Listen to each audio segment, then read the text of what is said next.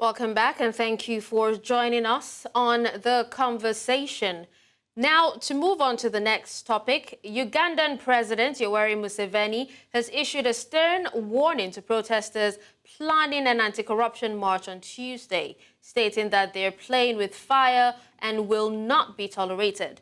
The protesters, largely comprised of young Ugandans, are demanding an end to corruption in government and have drawn inspiration from recent demonstrations in neighboring Kenya. In a televised address, Museveni accused the protest organizers of colluding with foreign entities to instigate chaos in Uganda and warned that the government will not permit disruptions to the country's progress. Now, to dissect this issue is Ronald Sam, legal practitioner, Kampala, Uganda. Hello, Ronald. Thank you so much for joining me at this time. Hello, how are you? I'm very well, thank you. Yes. All right, so let's get a bit of background first. What underlying issues or grievances are driving the anti-corruption movement in Uganda, and what are the organizers hoping to achieve from the protest? Thank you so much, and greetings from Kampala, Uganda, on the eve of the March to Parliament. The organizers are grieved like any other citizen of this country on the rampant corruption, which has moved on from time to time, and no one is curbing the corruption, despite us having several agencies which are supposed to curb the corrupt people. Little has been done, and if anything has been done, then the target has been to we call it small fish in Uganda. So the protesters or the youths are taking up it in their own means so that they can demonstrate towards Parliament and show their discontent on the activities of corruption that have engulfed our Parliament, and most especially this particular year. A lot has been revealed from the Speaker to the former leader of opposition to several commissioners of Parliament who have involved themselves in wasteful expenditure and corruption. So that's what the march is all about tomorrow. Okay. All right. Thank you for that context. Now, but despite warnings from President Museveni, do you see protest organizers proceeding with the demonstrations or bringing it to a halt? From reliable information I have is the protest will go on, the march is still on, and no one will stop it. We are in a country where we don't have to seek for permission to demonstrate, because our constitution allows us to demonstrate peacefully with others. That's Article 29(1) of our constitution. And what people are doing is exercise their rights under the constitution. Neither the president nor any security forces have the right to stop anyone from going ahead to demonstrate, to show discontent of what is happening in the country. And it's on that basis that people are ready to march to Parliament tomorrow, despite the warnings from the president and despite the warnings from the security forces. All right. Now, let's focus on accusations President Museveni made against the protest organizers and opposition parties. Now, we know when anything bad happens or is about to happen, the next thing is the opposition is responsible, especially in Africa, when it comes to politics in general. But how true is it that the opposition parties are responsible for the anti-corruption protest? And how do you think that their involvement would influence the outcome? People are trying to get excuses and try to blame anyone for the protests. But these protests are non-political, they are non-partisan, they are citizenship-oriented. They are driven by the citizens without any face of their political parties. And of course, we know they believe that it's the political parties engineering this, but this is purely non-political. We welcome everyone, including people from the ruling government, to join the protests. We know there may be hiccups here and there. Of course, we anticipate arrests on the political figures, In most cases, whenever such planned activities are going to happen, there is always what we call preventive arrest. Most political leaders are arrested from their homes and they cannot leave. But and previously, I believe it's what has stopped most of these planned protests. But this is a citizen-led protest, and therefore, unless if they want to detain all the citizens in their homes, but the planned protest will go ahead tomorrow. And that's the beauty of it when it's not politically driven with political parties, because the leaders, yes, despite there are about 4 leaders whose faces are known, but these are the people who wrote to the police informing them of the planned activity so that police can give the protection. So it's not any political leader leading into these activities.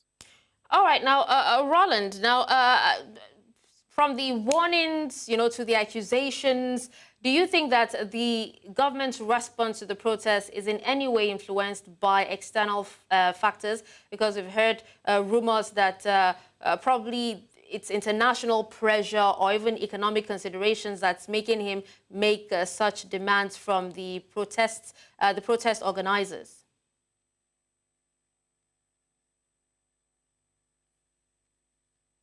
Hello, Ronald. Can you hear me? Yes, hello. Sorry, I lost you a little. All right. So what I said is, do you think I'm saying from the warnings and also the accusations by the president? Now, do you think that it's a way, like the protest is influenced by any way by external factors such as international pressure or even economic considerations? Thank you so much. Actually, the protest is influenced by the president himself. Over time, he has called on to the citizens to help him fight the corrupt. He has asked us to help him fight corruption. I remember about a few years ago, he himself led a walk against corruption from the city square to our Independence grounds. And we are borrowing a leaf from him. We are being influenced by his activities. We're also saying, can we march to parliament to show our discontent with the corruption? So I don't believe that it's in any way being influenced by foreign entities or by foreign organizations. This is a movement, it's an activity which is influenced by citizens, and we are headed by the president. Little to know is that corruption affects everyone. It doesn't affect any foreigner into this country. It doesn't affect any foreign country. It doesn't affect any foreign organization. Corruption only affects us, the citizens of this country. Because with corruption, we shall have the bad road network, we shall have bad hospitals, we shall have bad schools for our children. We shall lack medicine in the hospitals. So I want to disassociate from the narrative that the protests are influenced or are being supported by foreign entities.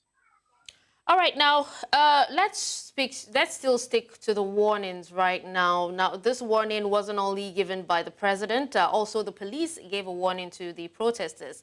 Now, can these warnings issued by both authorities, talking about the police and the president, be seen as a threat to the rights and freedom of the people of Uganda? Because, there's been so much talk about, the freedom of expression for Ugandans. Yes, the threats, of course, by the president and the security forces is an infringement of the rights, and these rights are guaranteed by the Constitution. About 2005, the Constitutional Court nullified some provisions from the Police Act, and these are provisions which are being interpreted by the police, giving them discretionary powers to either allow or prohibit gatherings or processions. Now, a legislator currently in Parliament, Mwanga Chivumbi, went to the Constitutional Court and challenged that provision. And the court allowed and declared that provision unconstitutional. But of course, certain regimes believe in policing. The same provision was sneaked into the Public Order Management Act of 2013. And once it was sneaked in, still other organizations and individuals went to the Constitutional Court and challenged it. And indeed, Section 8 of that act was also declared unconstitutional. So the police trying to indicate that they have not given permission. Actually, when you look at their missive, they said we prohibit such. Now, the law does not give them the authority to prohibit. What the law allows them is to regulate and provide security for the citizens who are demonstrating. Now, to put into context, human rights are inherent. We do not get them from anyone. We have them because we deserve them as human beings, and everyone is enshrined to defend and protect such human rights.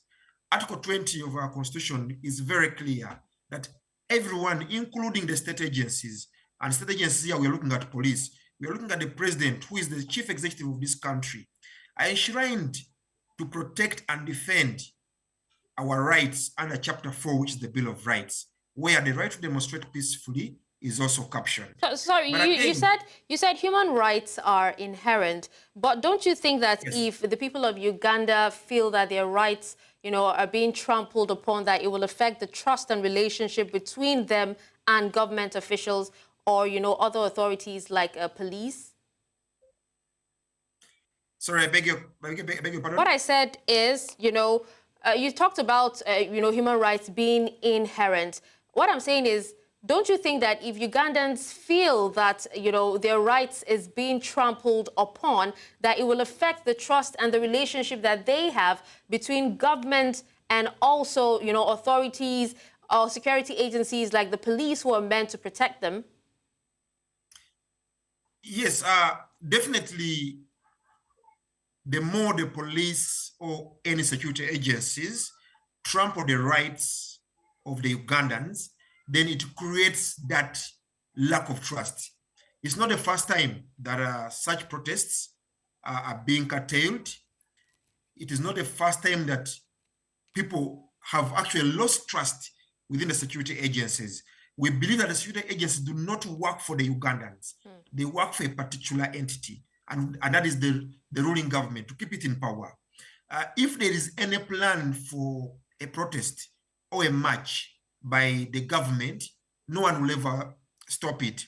I'll give an example. About 2022, it was 2022, we had, when the European Union passed a resolution against ECOP, we had people who were protected by the police, and they delivered their petition to the EU delegation, head of the EU delegation in Uganda. When others who are in support of the EU resolution wanted to also deliver their petition to the EU delegation, to the head of the EU delegation in Uganda, they were arrested, detained, and currently they are still in court, battling charges of inciting violence. So the trust has already been lost between the citizens and the security agencies, because the security agencies do not serve the interests of the people, but they only serve the interests of a particular group of people. And worst of all is that whatever they do, in most cases, is against the Constitution.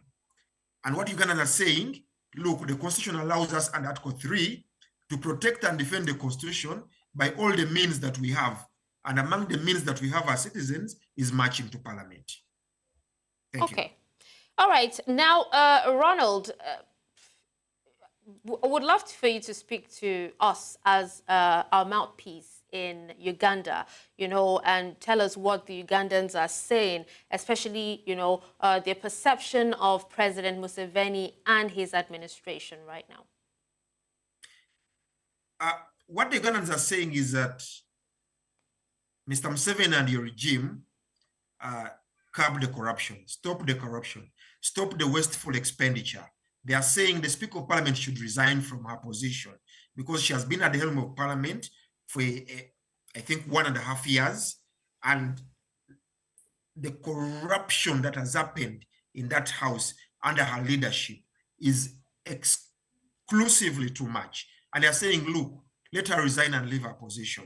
And that's what they demand. That's what one of the demands that they are pushing forward. And they're saying, despite us having a lot of funds in this country, majority of it is put to waste. We, the citizens, do not get the basic social services that we're supposed to get. So that's what the youths are saying. That's what everyone is saying, apart from those few who are benefiting from the regime. All right, now, Ronald, let's go back to the protest. Now, we saw how the protest in Kenya actually spiraled, and a lot of African leaders were scared after that protest that their people, their citizens would actually, look up to Kenya and organize one. Now we're seeing it about to happen in Uganda and even in Nigeria, about to happen in August. Now, how does the protest relate to recent events in Kenya, considering the proximity of Uganda and Kenya as neighbors? Thank you so much. The protests are independent of what happened in Kenya. The Kenyans under the Gen Z woke up and said enough is enough, and they were fighting for their country, fighting for what they believe they deserve. Gladly for them, they have received the changes. We saw an entire cabinet being fired, and recently I think they nominated about 11 members to replace the bigger cabinet. We saw some offices being scrapped of the budget. The first lady, the second lady no longer have a budget for their offices. The issue with now the other African leaders, they are worried that such protests may lead to what has happened in Kenya. We believe that once the protests are peaceful, and we believe that once the state agencies do not interfere, then the state should accept people protest. The state should hear the demands, implement them. We're not asking for too much as citizens of this country. We are asking, stop the corruption and give us the basic services that we receive. If that is too much, then we do not think we deserve such a government with us. Okay, Ronald, while we were talking about Kenya and, the role Gen Z, played in their protest, it reminded me of the role social media actually played as well in Kenya. Now, I'd want to know in Uganda, what role do you think social media has played or is playing in organizing and promoting this protest? This protest has been widely circulated on social media on several platforms. It's been shared by several people. We've had talks concerning the protest. I attended an space on Saturday afternoon concerning the same. And what we were discussing basically is what are the legal rights of the protesters, even as they march on the streets tomorrow to go to parliament. Yes, so social media has played its part. Of course, the mainstream media has not done what it's supposed to do. And as usual, once an institution is captured, most of our media is captured by the state agents, and therefore nothing is being played.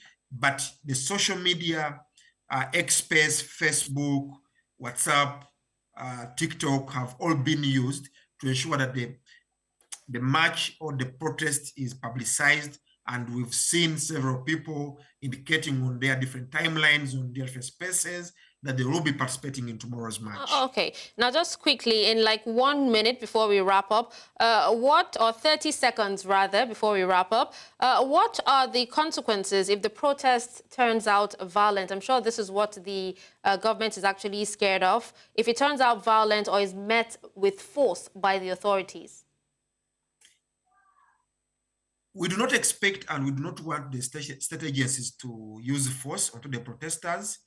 We've heard or we've read where they are saying that they have intelligence that some people intend to disrupt or some wrong elements want to join the protest.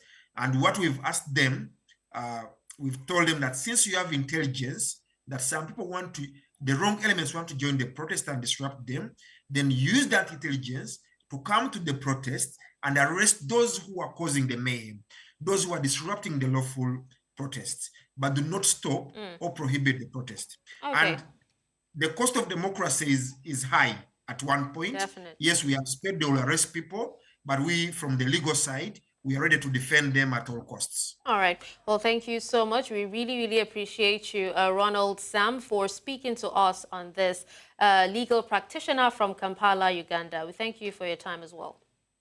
All right. Thank you too. Have a good evening. You as well.